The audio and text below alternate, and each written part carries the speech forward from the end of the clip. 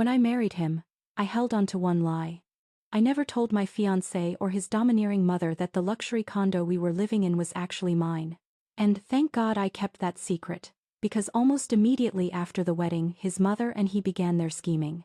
The call shattered the silence at exactly 6:15 inches the morning. Elena Vance pried her eyes open, squinting at the harsh blue light of her cell phone. The number was unfamiliar, but a knot in her stomach urged her to answer. Hello? Her voice was thick with sleep. Good morning. This is Summit Properties and Appraisals. May I speak to Miss Elena Vance? Speaking. She sat up, rubbing her temples. We received an urgent request to appraise your unit at 450 Lakeshore Drive Unit 12B. When would be the most convenient time for our senior agent to conduct the walkthrough? Elena froze. The sleep vanished instantly. I'm sorry, but I didn't call anyone. You definitely have the wrong number. Hold on. She could hear the distinct sound of typing on the other end. Ma'am, our records show the request was submitted digitally by an Elena Vance yesterday evening at 8 p.m. Are you saying you didn't authorize this investigation of value? I repeat, I didn't order any appraisal, and I have absolutely zero plans to sell my unit. Cancel it. Understood. We sincerely apologize for the confusion. Must be a glitch in the system. Elena tossed the phone onto the duvet and looked at her husband, Marcus, sound asleep beside her. He was sprawled out, mouth slightly open, the picture of innocence. But something felt off. How did a random real estate agency get her personal cell number and, more importantly, the specific unit number of her home? Elena had never revealed that the deed was in her name. From the very first month of dating Marcus, she told him it was her Aunt Vivian's place, her late mother's eccentric younger sister. She claimed Aunt Vivian was currently living in an assisted living facility in Florida for respiratory issues and had graciously given her niece permission to house sit indefinitely. Why did Elena lie? She couldn't explain the instinct. It was just that when Marcus walked her home after their third date and asked, with a little too much interest, if she was renting or buying, a warning bell chimed in her head. Don't tell the truth. Elena listened to that inner voice and fabricated the story about Aunt Vivian. In reality, she had bought the condo 7 years ago. She worked as a senior compliance officer at a major Chicago bank. She scrimped, saved every bonus, worked weekends, and denied herself vacations for 4 years. She took out a manageable mortgage and paid it off in 3 aggressive years. Now, the 2-bedroom lakefront unit was entirely hers. It was her sanctuary, her tangible proof of independence. But for some reason, she kept it a secret from Marcus. Elena slipped out of bed, wrapped herself in her plush robe, and padded to the kitchen to start the espresso machine. Her head throbbed with a rising sense of dread. Realtors don't just call at dawn by accident. Someone had fed them her data. But who? Morning, beautiful. Marcus appeared in the kitchen archway, looking disheveled and warm. He wrapped his arms around her waist and kissed her shoulder. Why are you up before the sun? Couldn't sleep. Elena poured 2 shots of espresso. I got a really bizarre phone call just now. Oh? Who from? A real estate firm. They claimed I requested a property appraisal. Marcus paused mid-yawn, freezing for a fraction of a second, then let out a low chuckle. Probably just spam, babe. Those telemarketers use AI now. They scrape data, but they knew the exact unit number. That's not public data for a generic list. Addresses are everywhere, Elena. Data brokers sell them for pennies. Elena nodded slowly, sipping her coffee, but the unease didn't dissipate. Marcus seemed genuine enough, but for that split second when she mentioned the appraisal, she saw a flicker in his eyes. Calculation, fear. They finished their coffee in relative silence. Marcus went to shower. Elena grabbed her phone, searched the agency's number on her browser. Summit Properties was legit, 5 stars, established 15 years ago. She hit redial. Summit Properties, front desk. Hi, this is Elena Vance again. You called about the appraisal. Yes, Miss Vance. How can I help? Can you tell me who exactly submitted the request form? Was there a contact name? One moment. Typing. The request was submitted by a man. He identified himself as your husband. He noted that you were preparing to liquidate your aunt's estate. Elena felt the blood drain from her face. Understood. Thank you. She hung up, her hand trembling. It was Marcus. He had submitted the request. Why? And why lie about it to her face just now? Elena paced the hardwood floor of the living room. Maybe he wanted to surprise her? Maybe he wanted to see if they could afford to buy it from the imaginary Aunt Vivian? But if that was innocent, why the secrecy? Marcus emerged from the bedroom, dressed in his sharp suit, smelling of expensive cologne. I'm heading out. Late meeting tonight, big structural engineering project. Don't wait up. Okay. Elena kissed his cheek, tasting the lie on his skin. Good luck. As the heavy door clicked shut, she sank onto the beige sofa, her intuition screaming louder than ever. Something was rotting beneath the surface of her marriage. She had to investigate. Elena had met Marcus 8 months ago at her bank's annual charity gala in downtown Chicago. He was a +1 of her colleague, Sarah, tall, broad-shouldered, with a disarming smile and intelligent hazel eyes that seemed to really see her. He was a senior structural engineer at a major city firm, stable, grounded, and articulate. They hit it off at the open bar, discussing jazz and architecture. Marcus was a fascinating conversationalist with a dry, witty sense of humor, offering no crude jokes or vulgar comments that she was used to from men in the finance world. Elena liked him instantly. They exchanged numbers, and he called not texted the very next day. Their first date was at a cozy Italian bistro in Lincoln Park. Marcus was attentive, asking probing questions, listening intently to her answers, and sharing vulnerable details about himself. He was 39, unmarried, and lived with his mother in her co-op in the Gold Coast district. His mother, Loretta, a former state prosecutor, was now retired. His father had passed away when Marcus was just 20, leaving him as the man of the house. How long have you been in the city? Marcus asked over wine. My whole life, Elena replied. Born and raised near the Loop. My parents died in a car accident when I was 22. I'm an only child. I'm so sorry. Marcus reached across the table and took her hand. His skin was warm, his grip reassuring. That must have been rough, navigating your 20s on your own. I got used to it. I have an aunt, Vivian, my mother's sister, but she's been ill and is at a recovery facility in Florida. We rarely see each other physically.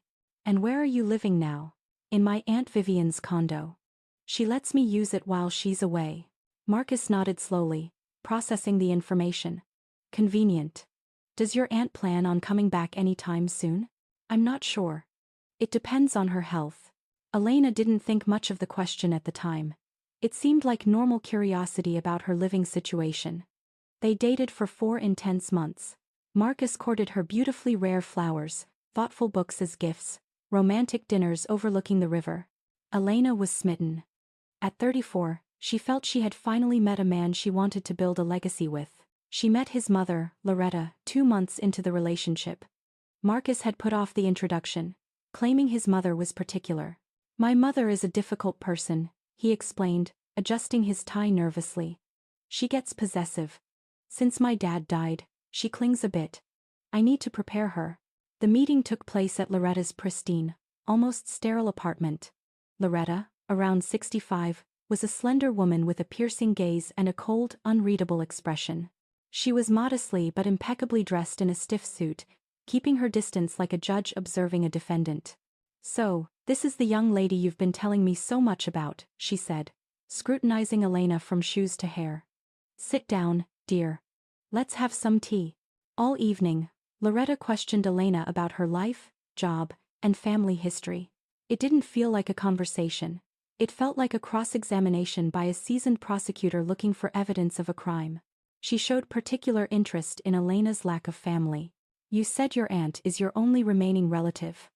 Loretta confirmed, eyes narrowing. Yes, that's right. No one else. And where is she living? At a rehabilitation center. She has severe heart issues. Poor woman, Loretta said, though her voice lacked warmth. And does she own property? Is there a will? Yes, I live in her condo now. Alone? Alone? Yes, alone. Loretta exchanged a look with her son. The look was loaded with heavy meaning, a silent communication Elena couldn't decipher at the time. Then, after tea, Loretta walked her to the heavy oak door and whispered, Marcus is a good boy. Don't hurt him. Of course not. Elena nodded, feeling a chill. When she left, Marcus texted her immediately, My mom likes you. She said, "You're a respectable young woman with a good head on your shoulders." Elena was thrilled. The mother's approval was the final hurdle. A month later, Marcus proposed. Elena hadn't expected things to move so fast, but she accepted. She truly loved this man. They had a small wedding. Marcus insisted on a modest celebration. Why waste tens of thousands of dollars on a big show for strangers? He argued sensibly. We should save for our future. Elena agreed. They had a small ceremony at City Hall and a dinner for close friends. Loretta was gracious at the wedding, hugging Elena and calling her daughter. But in her eyes, Elena again caught that strange, calculating look like an appraiser looking at a diamond to spot the flaw. After the wedding, Marcus moved into Elena's condo. Loretta remained in her apartment. "Finally, we're together," Marcus said, embracing his wife in the living room, looking out at the lake view. "This is our home now." "Aunt Vivian's home," Elena corrected gently. "Well, technically, but we live here, so it's ours to enjoy." Elena stayed silent. Something in his words grated on her, a sense of entitlement she hadn't seen before. But she pushed the feeling down. The first few weeks of married life were calm. Marcus was an attentive husband, helped around the house and made breakfast on Sundays. Elena felt happy. But then the odd behavior started. Marcus began taking long, hushed phone calls with his mother, stepping onto the balcony to talk even in the cold wind. When Elena asked what the conversation was about, he brushed her off. "Just Mom asking for household advice. She's lonely." Loretta also started visiting often, dropping by without notice at any time of day. Elena politely tried to suggest that a heads-up would be nice, but Loretta didn't react. "I'm Marcus's mother," she'd say, walking past Elena into the living room. "I have the right to visit my son whenever I please." One day, Elena came home from work earlier than usual, unlocked the door, and heard voices in the kitchen. Marcus and Loretta were speaking quietly, their tone urgent. Elena tiptoed closer, listening, feeling like she was conducting her own investigation. "We need to move faster," Loretta was saying, her voice sharp. "The aunt could be discharged from the facility at any moment. If she comes back, we lose the window." "Hold on, Mom. We have to do this right. We need the documents lined up. Doing it right means doing it fast. The longer we wait, the bigger the risk." "I know. But Elena isn't a fool. She'll sense something is off. Then ease her into it. Convince her it's for her own good, gaslight her if you have to." Elena froze in the hallway. What were they talking about? What was the plan? She deliberately slammed the front door and walked into the kitchen, heart hammering against her ribs. "Hi, I'm home." Marcus and Loretta sat at the table with innocent expressions, cups of tea in front of them, the perfect picture of family. "Elena, you're early."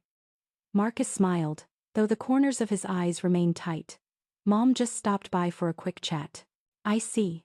Elena walked over, kissed her husband on the cheek. It felt cold, and nodded to her mother-in-law. "How are you, Loretta?" "Wonderful, dear." Loretta finished her tea in one swift gulp and stood up, smoothing her skirt. "I must run. I have business calls to attend to. Volunteer work for the legal aid clinic." Once the heavy door clicked shut behind Loretta, Elena turned to Marcus. The air in the kitchen felt thick, suffocating. "What were you two really talking about, Marcus?" "I heard something about risk and doing it fast." "Just small talk, babe. You're hearing things." "Mom was asking how we're settling in, wondering if the space feels permanent enough. And she offered to help us with remodeling. She wants to gift us $50,000 for new hardwood floors and modern furniture. To make it feel like our home, not your aunt's." "We don't need new furniture, Marcus. And we certainly don't need her money. Elena, it's just her trying to be helpful. Don't turn it down out of pride." "I don't want to take money from your mother. Strings are always attached with her. I can handle our finances." He frowned, a shadow passing over his face. "Why do you always react this way?" "Mom is trying to be kind. She wants us to be secure." "I'm not against kindness. I'm against her getting involved in our living arrangements." "She's not getting involved, she's helping." Elena didn't argue further, but her sense of dread intensified into a physical knot in her stomach.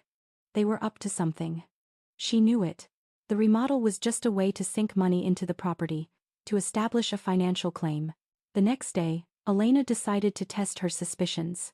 She called her close friend Sarah, who worked as a senior clerk at the Cook County Records office. Sarah, hey, can you check something for me on the down low? Sure, honey. What's up? I need to know if there have been any recent attempts to file documents or search public records for my condo address, 450 Lakeshore Drive. Your condo? Sarah sounded surprised. Is something wrong with the deed? Just being cautious. Please check if anyone has run a title search or looked for liens. All right.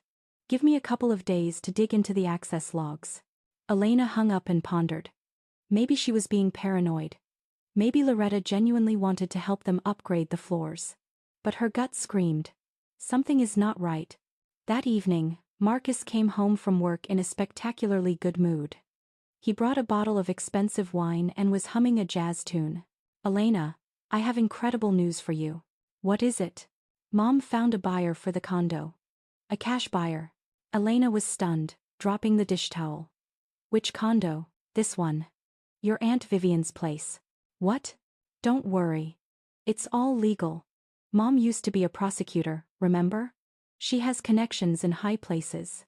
She found an investor who is ready to buy the condo for 20% above market value. Your aunt gets the cash infusion for her medical bills, and we take a commission to put a down payment on our own suburban house. Marcus. Elena spoke slowly, enunciating every word as if speaking to a child. Are you insane? What? He looked at her, genuinely confused by her lack of enthusiasm. What business is it of your mother's to find buyers for this unit? What right does she have to list a property she doesn't own? Elena, she just wants to help us get out of here. Help? She's meddling in a felony. This is Aunt Vivian's condo. Not yours, not mine, and certainly not your mother's to hawk on the black market. But we live here. We need stability. We can't live at the whim of a sick old woman who might kick us out. Stability? Elena felt the anger boiling up inside her, hot and volcanic. Marcus, do you realize what your mother is doing? She's soliciting buyers without the owner's knowledge. That's attempted real estate fraud. We were just trying to. I don't care what you were trying to do. Elena raised her voice, her patience snapping.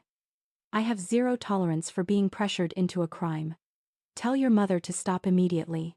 If I hear one more word about selling this place, I'm calling the police. Marcus paled, his jaw clenching. Don't yell at me. You're being irrational. I'm not yelling. I'm demanding that you stop interfering in my affairs. Your affairs? It's your aunt's condo. Yes, my aunt's, not your mother's. Let her mind her own business. Marcus grabbed his jacket from the rack, his face twisted in a scowl Elena had never seen before. I'm not listening to this. You're ungrateful. I'm going to Mom's. Go, Elena said coldly. The door slammed, shaking the frame. Elena was alone. Her hands were shaking with fury, but her mind was crystal clear. They were planning a theft. A massive, six-figure theft. And she was going to find out the truth before they could sign a single paper. The next morning, the phone rang. It was Sarah. Elena, how are you holding up? I'm fine, just angry. What did you find in the system? Listen, you were right. There were indeed formal requests regarding your property. 3 days ago, someone requested a comprehensive title search and tried to find out if there were any existing liens or outstanding debts against the deed. They wanted to know exactly how much equity was in the unit. Who requested it? Formally. A boutique firm called Legal Edge. But here's the kicker: that firm often runs searches on behalf of individuals trying to prepare for asset seizure or division. Be careful, Elena. If someone is this interested in the financial health of your home, it's not a coincidence. It's an investigation. I know. Elena hung up, her blood running cold. Loretta wasn't just talking over tea. She was taking legal action, checking documents, looking for financial vulnerabilities. Why? What was the endgame? Elena opened her laptop and searched for Loretta Amara disbarment. She scrolled through the archives. Nothing too juicy immediately, just a notification that she retired early. She needed deeper intel. She called her other friend, Jessica, an investigative journalist for the Chicago Tribune. Jessica, I need you to look into some people. My husband and his mother. I suspect fraud. 2 days later, Marcus returned home, looking sheepish and holding a bouquet of lilies. Elena, I'm sorry. I lost my temper. I just want us to have a good life. Me too. Elena decided to play the long game. Until she knew the full scope of the threat, she couldn't show her hand. Let's forget the fight. The next few days were terrifyingly peaceful. Marcus was affectionate, almost manic in his attentiveness. But a week later, Jessica called. Elena, we need to meet. Coffee shop on Michigan Avenue. Now, Jessica was waiting at a corner table, a manila folder in front of her. You're not going to like this. Just say it. Your mother-in-law, Loretta, did work as a prosecutor, but her license was quietly revoked 15 years ago. For what? Real estate fraud. She handled transactions by forging owners' signatures on power of attorney documents. She got caught, pleaded down to a suspended sentence, and was barred from legal practice. And your husband? He's been married twice before. Elena felt the room spin. Twice? First time 10 years ago. Wife owned a brownstone. 6 months in, sold. Money vanished into shell companies. Second time, 7 years ago. Wife owned a suburban home. Sold. Money disappeared. Divorce, court battles, but no conviction because the wives signed the papers willingly under pressure. Elena covered her mouth. It was a factory line. Marcus marries women with property. Loretta coordinates the sale. They steal the equity and leave the women destitute. Elena, Jessica gripped her hand. You need evidence. Hard proof of their intent before they realize you know. In the following days, Elena played the role of the unsuspecting, submissive wife. She smiled, cooked dinner, and nodded along to Marcus's dreams of a bigger house. But secretly, she was arming herself. She installed a recording app on Marcus's phone under the guise of a system update. She also set up a small hidden camera in the living room bookshelf, disguised as a USB charger. A week later, a stranger knocked on the door. A man in a cheap suit introduced himself as Mr. Elcott, a notary public. I'm here at Loretta's request, he said, opening a briefcase. Just to help you formalize a lease agreement with your aunt. To protect you from eviction. I don't need a lease. I have a verbal agreement. Verbal is dangerous, the notary said, pushing a paper forward. Just sign here. It grants authority to manage the property in her absence. Elena scanned the document. It was densely worded, but hidden in the fine print was a clause granting temporary power of attorney for real estate management. I'm not signing this. The notary exchanged a nervous glance with the empty air, picked up his papers, and left. The next morning, Marcus left for work early. Elena decided to search his home office. Her intuition guided her to the bottom drawer of his desk, hidden under tax files. Inside was a spiral notebook. Elena opened it and felt a chill that froze her marrow. The first page contained a clear, handwritten flowchart. Phase 1. Build trust. Target, lonely professional women. Timeline, 3 months. Phase 2. The wedding. Secure access to residence. Phase 3. The pressure. Arguments, instability, aunt's health, safety, goal, sell. Phase 4. The sale. Use Elcott for closing. Cash out. Phase 5. The exit. File for divorce. Split proceeds 50/50 with mom. Elena read it 3 times. This wasn't a marriage. It was a heist. She was just a mark in a long con. She photographed every page of the notebook. Now she had undeniable evidence. Her phone buzzed. Text from Sarah. Urgent. Another inquiry. A private investigator just requested the official deed owner's name. He's tracking down Aunt Vivian. They are going to find out she doesn't exist within 48 hours. Elena realized the clock had run out. She called the seasoned attorney Jessica had recommended. I have the bill of sale, the recording of them conspiring, the notebook with the plan, and the fraudulent title search logs, Elena said, her voice trembling with rage. The lawyer, a shark of a man named Mr. Sterling, smiled grimly. You have an excellent case. But we need to strike first. We file for divorce immediately on grounds of fraud and cruelty. And we don't tell them the condo is yours until we are in front of a judge. Why? Because the look on their faces will be worth everything. The next morning, Elena moved with the precision of an assassin. She didn't go to work. Instead, She went straight to the downtown courthouse and filed the petition for divorce. Marcus was served with the papers at 2 p.m. in the middle of his open-plan office. A process server handed him the thick envelope in front of his colleagues and his boss. He stormed home at 5:30 p.m., his face a mask of purple fury. He didn't use his key. He pounded on the door until Elena opened it. "What is the meaning of this?" he yelled, waving the legal documents in her face, the papers crinkling violently. "Are you having a breakdown?" "It means I filed for divorce," Elena replied, her voice terrifyingly calm. She was sipping iced tea, sitting on the armchair where she had hidden the camera. "Why? Because of a stupid argument about your aunt's house?" "No, Marcus. Because I know everything. I know about your 2 previous marriages. I know about the brownstone in Brooklyn. I know about the house in Philly. And I know about the fraud scheme you and your mother have been running for a decade." Marcus froze. The color drained from his face, leaving him a sickly shade of gray. "Who told you that lies?" "It doesn't matter who. What matters is that I know the truth. You are a predator. Elena, listen. Don't do this. You're hysterical. I understand you're stressed." He tried to step closer, switching instantly from aggression to manipulation. "You married me. We are a team. You married me for the condo," she cut him off. "You wanted to get your hands on the deed, sell it under the table and disappear with the equity just like you did with your other wives. It's over. That's not true. I love you. Lying is pointless, Marcus. I have evidence. I have a recording of your conversations with Loretta on the balcony. I have the notebook from your desk. It's all documented, backed up, and sitting on my lawyer's desk." Jabari fell silent. The mask of the loving husband dropped completely, revealing the cold, calculating stranger beneath. He stared at her with dead eyes. "And what do you want? Alimony? I want you to move out. Right now. Today. I'm not going anywhere.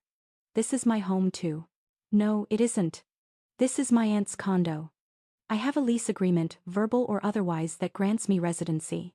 You have no name on the deed, no name on the lease, and thanks to the restraining order included in those papers you're holding, you have 10 minutes to vacate the premises.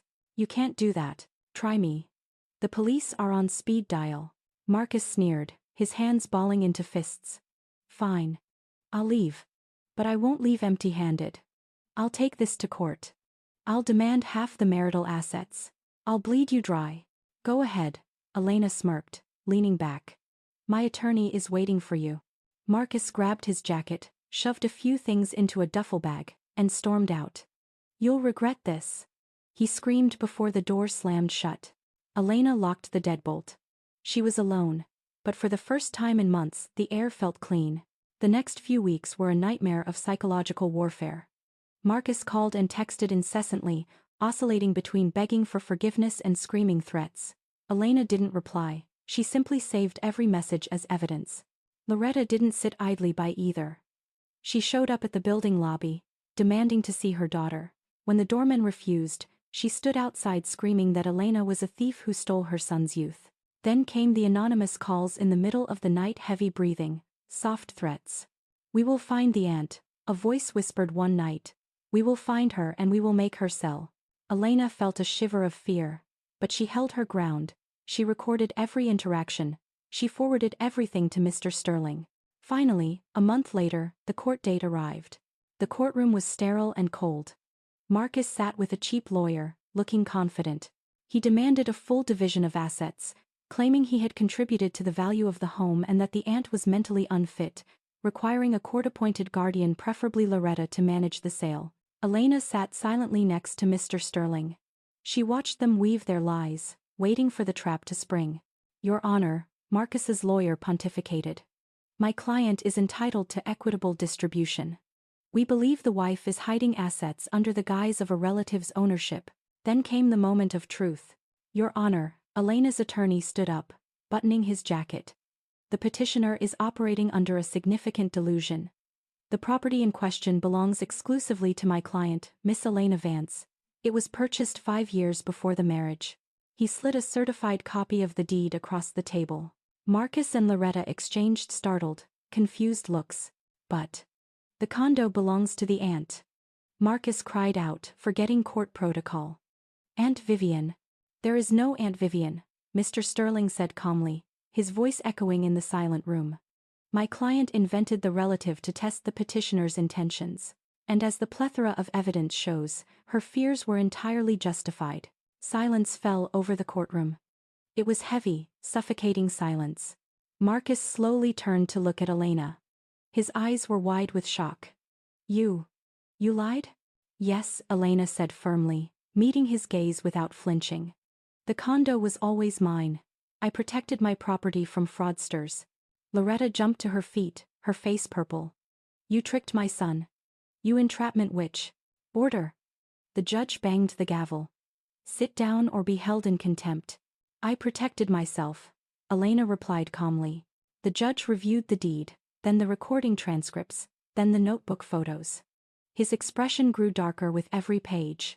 He looked over his glasses at Marcus and Loretta with pure disdain. The marriage is dissolved, the judge ruled, his voice booming. The property remains solely with Miss Vance. Mr. Amara has no legal claim to it. Furthermore, given the evidence of conspiracy to commit fraud presented here, I am forwarding this file to the district prosecutor's office. Marcus sat motionless, as if struck by lightning. Loretta hissed something venomous into his ear, but he didn't react. He looked broken. Elena stood up, smoothed her skirt, and walked out of the courtroom. Her attorney caught up with her in the hallway. Congratulations, Elena. A complete victory. And a referral for criminal charges. Thank you. They will try to appeal, won't they? They can try. But with this evidence?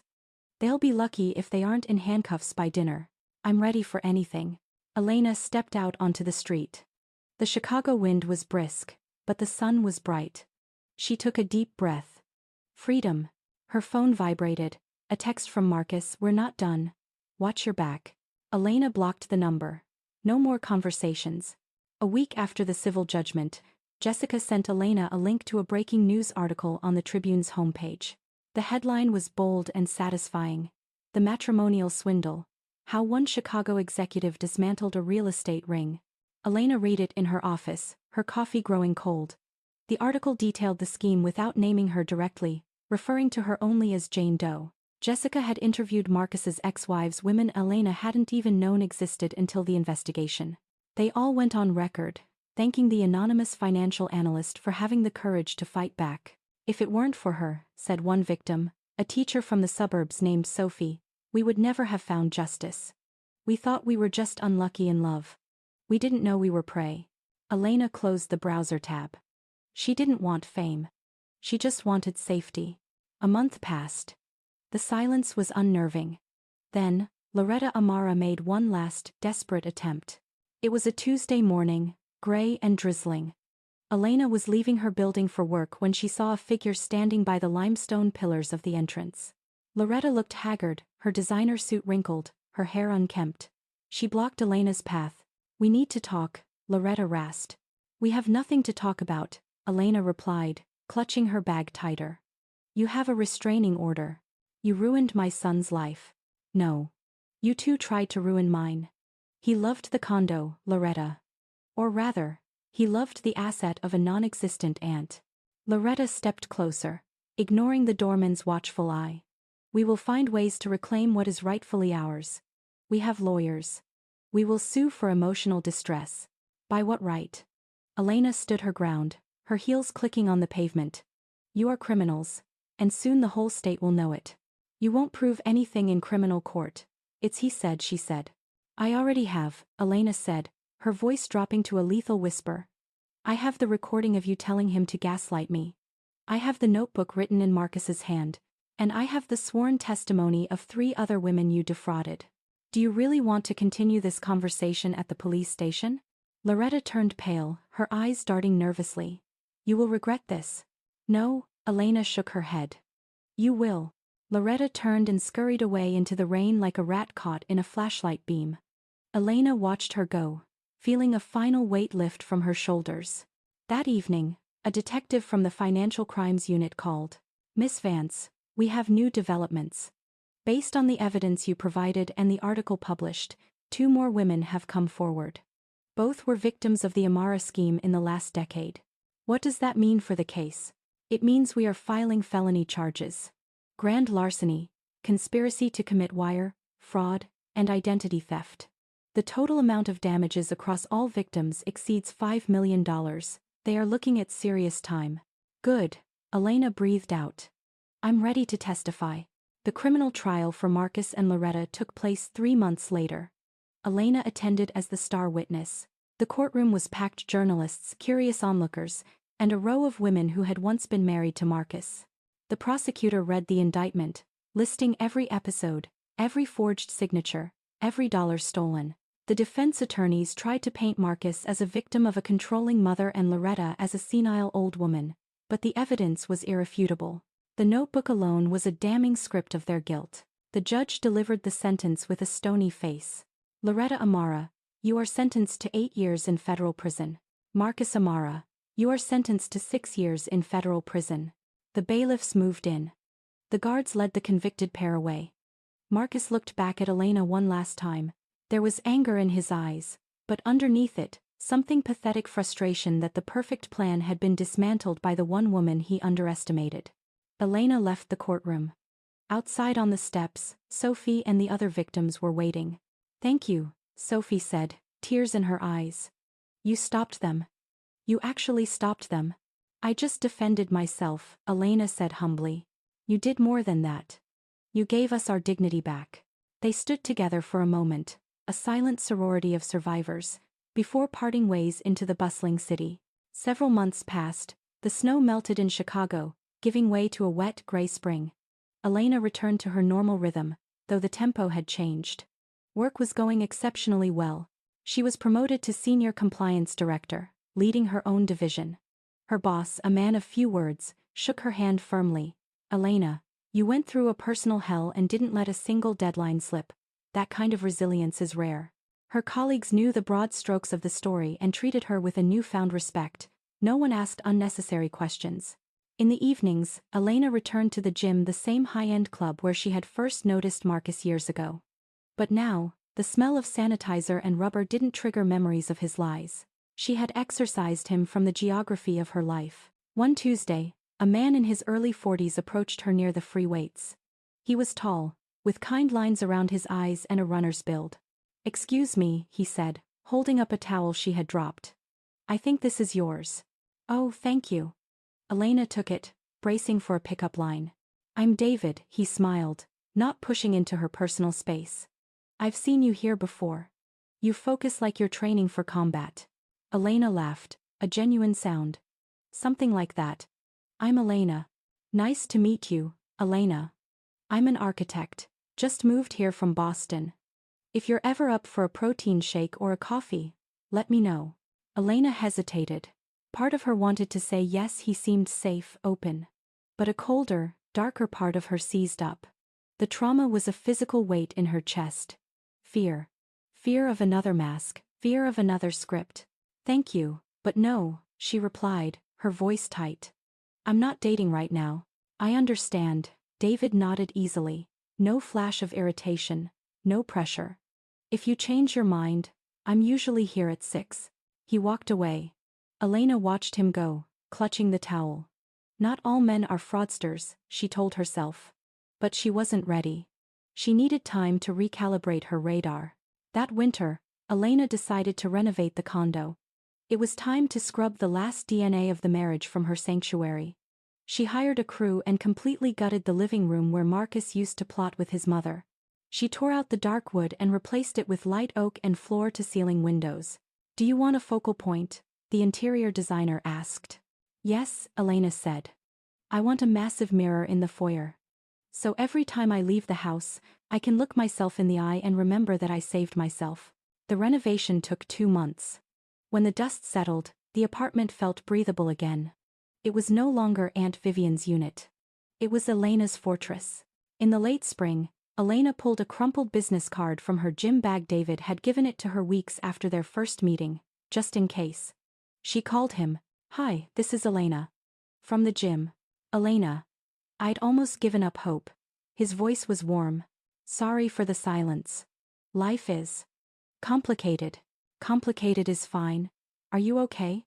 Yes. Do you still want that coffee? They met at a neutral ground, a busy cafe in the Loop. The conversation flowed like water. David was transparent. He talked about his divorce, amicable, his cat, his drafting projects. He didn't ask about her assets. He didn't ask where she lived. They started dating slowly. Glacially. Elena analyzed every word, every text, every silence. She was looking for the cracks, for the Marcus in him. But David was consistent. That summer, a letter arrived from federal prison. The return address stamped inmate, Marcus Amara. Elena debated burning it unopened. Curiosity 1. Elena. I know I have no right to write. I want to say I was weak. My mother always taught me that people were resources to be mined, and love was a transaction. I believed her. I lost the only real thing I ever had. You were smart, strong, and beautiful. I didn't appreciate you. I'm not asking for forgiveness. I just want you to know. You were right. About everything. Elena read it twice. It was a masterclass in manipulation, blaming his mother, playing the victim even while apologizing. She took a lighter from the drawer and burned the letter in the kitchen sink. Watching the ash wash away felt like the final closing of a coffin. A week later, a second letter arrived. This time from Sophie, the ex-wife. Dear Elena, I received a check today. The court ordered restitution from the liquidation of Loretta's assets. It won't give me back my 30s, but it pays off the debts Marcus left me with. You are a hero to us. Thank you for fighting when we couldn't. Elena taped that letter to her fridge. August was stiflingly hot. Elena took a solo vacation to a quiet beach town in Maine. She needed the Atlantic air. On her third evening, she sat on a dune, watching the waves. An elderly woman settled on the bench next to her. Do you mind company? The woman asked. She had silver hair and eyes that had seen everything. Not at all. Her name was Sister May, a retired nun living in the local parish. They started talking about the ocean, then life. Sister May had a way of drawing out the truth without prying. Elena found herself telling the whole story: the condo, the lies, the notebook, the trial. Sister May listened, nodding at the rhythm of the waves. Do you know why you survived? Sister May asked softly. Because you weren't afraid to be called crazy. Women are taught to be nice, to be accommodating, to ignore the alarm bells because they don't want to seem rude. You listened to your gut. But I lied, Elena confessed. I lied about my aunt for years. That wasn't a lie, child. That was a shield. You instinctively sensed a predator and you camouflaged yourself. A woman's intuition is a survival mechanism, honed over thousands of years.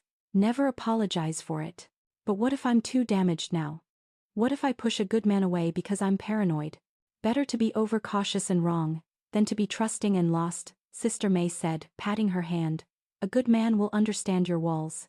He will wait for you to open the door. A bad man will try to kick it down. Elena thought of David.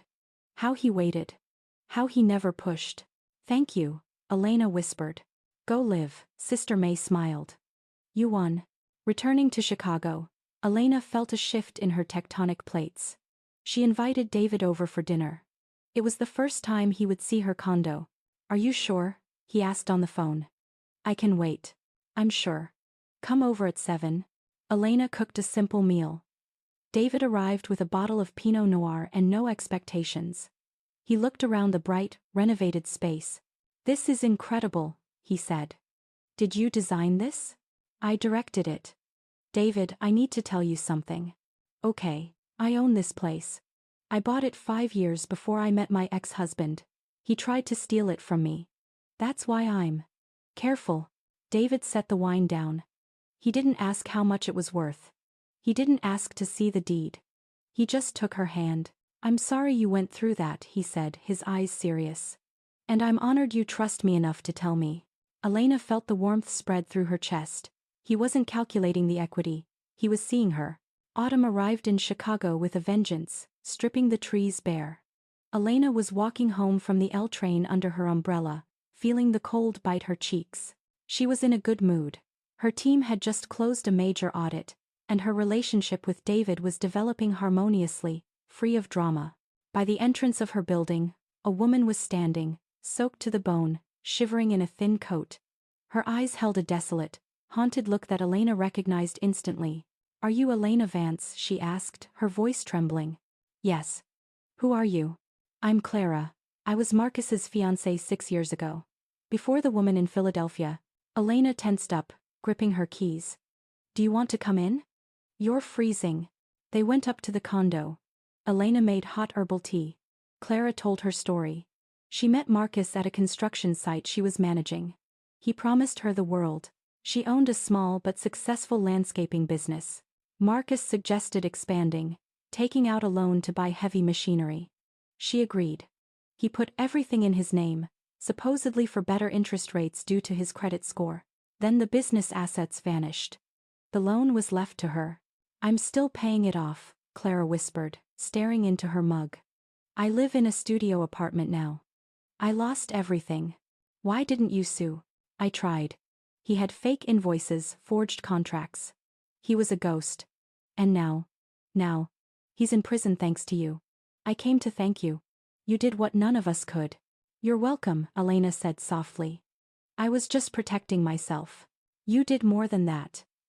You stopped a machine. Clara left after an hour. Elena sat alone in the dark living room. She wondered how many more victims were out there, silent women who had lost dowries, inheritances, or businesses to the Amara scheme. She realized she couldn't just move on. She had a responsibility to warn others. The next day, Elena called Jessica. Jessica, I want to give a full interview. Not anonymous. I want to tell the whole story. Seriously? That opens you up to a lot of scrutiny. I don't care. Women need to know the red flags. The interview ran in a national magazine 2 weeks later. Elena laid it all out. The rushed romance, the mother's interference, the Aunt Vivian lie, the notebook. She gave 5 rules for protecting oneself. Listen to your gut. Verify financial data. Don't rush. Don't fear appearing paranoid. Document everything. The response was overwhelming. A publisher offered her a book deal. Trust Your Gut. A Survivor's Guide to Financial Infidelity was released the following spring. It wasn't just a memoir. It was a manual. That summer, at a book signing, a young woman named Mia approached the table. She was shaking. I read your book, Mia said. I've been dating a guy for 6 months. He kept asking about my parents' vacation home. Who owns the deed? Is it in a trust? Thanks to you, I ran a background check. He has 3 aliases. I broke up with him this morning. Elena hugged her. You saved yourself, Mia. In the autumn, David proposed. No jumbotron, no public spectacle. Just the 2 of them making tacos in her kitchen. Elena, I want to be with you. Real life, no games. Marry me? Elena looked at him. Honest eyes, calloused hands. I need to think about it. Take all the time you need. Elena took a month. She saw a therapist. She needed to be sure. She decided to run one final test, a test she learned from Marcus's own playbook, but flipped. She asked David for a loan. A large sum, supposedly for a bad investment she made. David sat her down. Elena, I love you, but I can't lend you that money. I'm saving for my own firm. I won't mix our finances recklessly, but I will help you look over the paperwork and find a legal solution. No manipulation. No, I'll save you if you do X. Just boundaries and support. Yes, Elena said the next day. I will marry you. The wedding was intimate. By the lakefront, Elena wore a simple cream dress. Jessica was the maid of honor. When they exchanged rings, Elena felt a sense of grounding she had never known. This was a choice, not a trap. A year passed. One evening, while Elena was working on her second book, the phone rang. An unfamiliar number. Miss Vance? This is Loretta Amara's public defender. Elena's spine stiffened. I'm listening. My client is in federal custody. Her health has deteriorated rapidly. The parole board is considering compassionate release to a state nursing facility. She asks that you do not file a victim impact statement objecting to it. She promises no contact. Elena looked out the window at the city lights. She looked at David, laughing at something on TV in the other room. Tell her this, Elena said. I won't object. She can rot in a nursing home or a cell. It makes no difference to me. She is irrelevant. Thank you, Miss Vance. Elena hung up. She felt light. Revenge wasn't about holding on to anger. It was about indifference. She walked to the hallway mirror, the one she installed during the renovation, and looked at herself. She thought back to that morning call from the appraiser. When I married him, I never told him the condo was mine. And how right I was. They tried to weave a net to catch a foolish victim.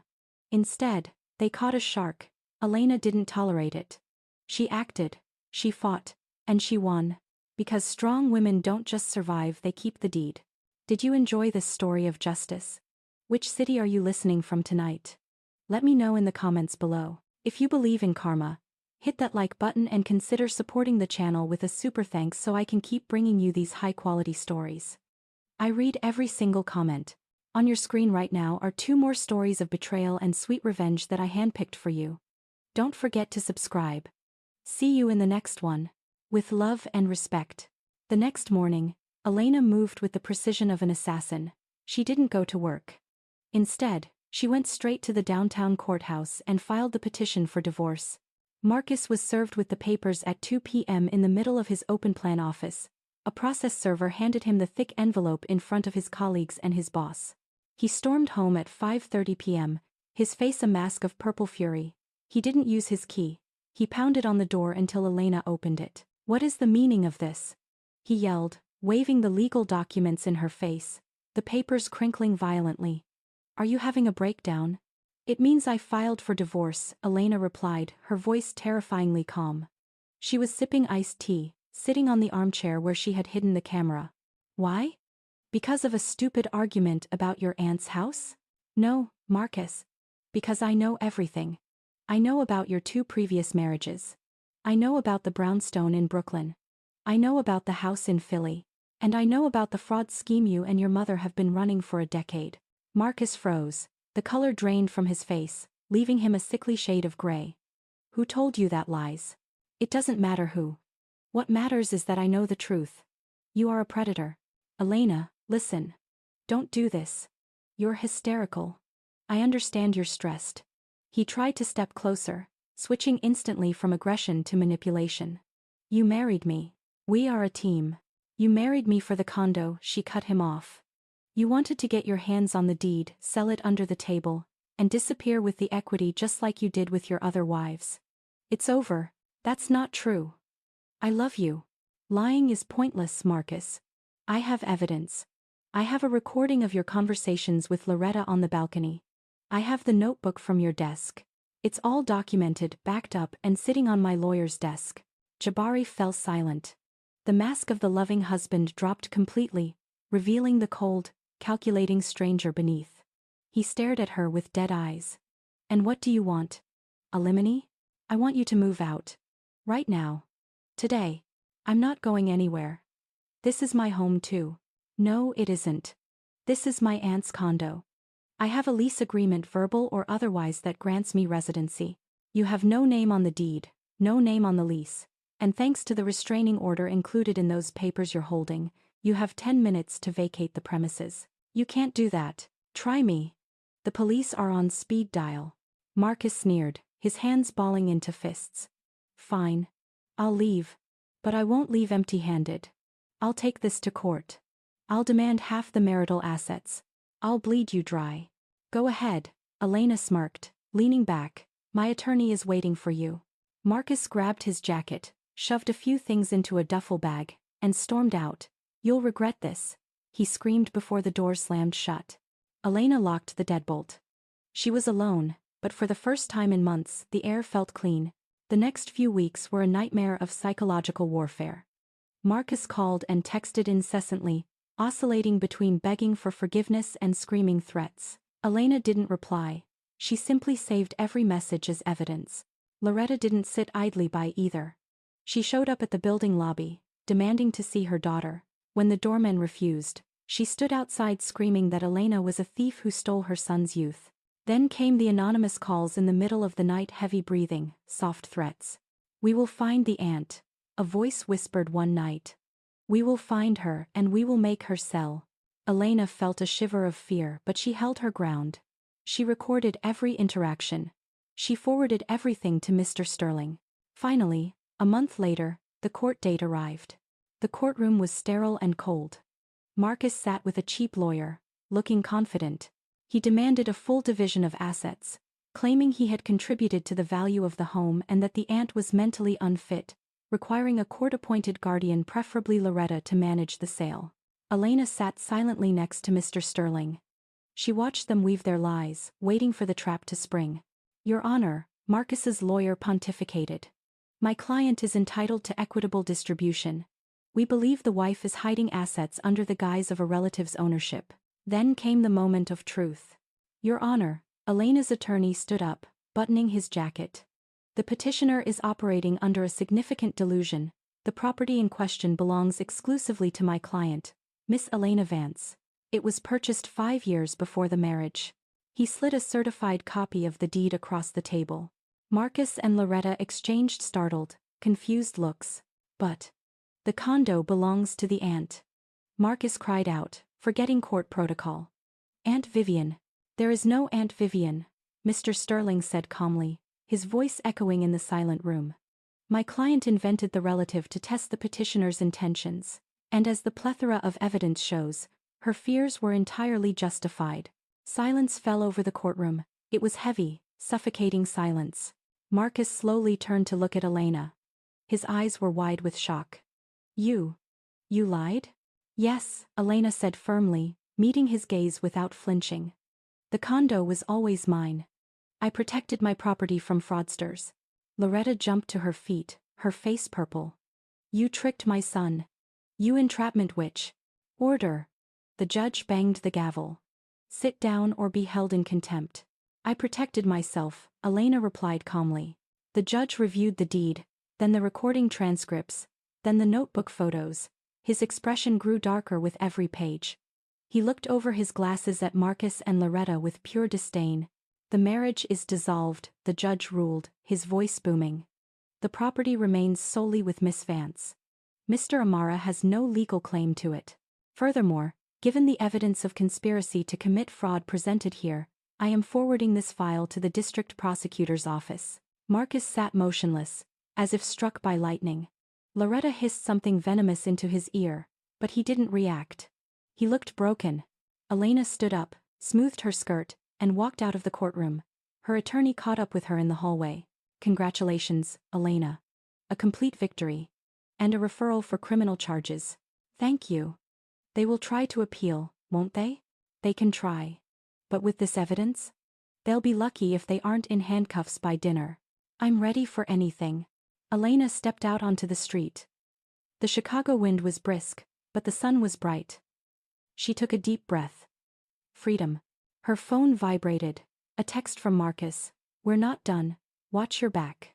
Elena blocked the number. No more conversations.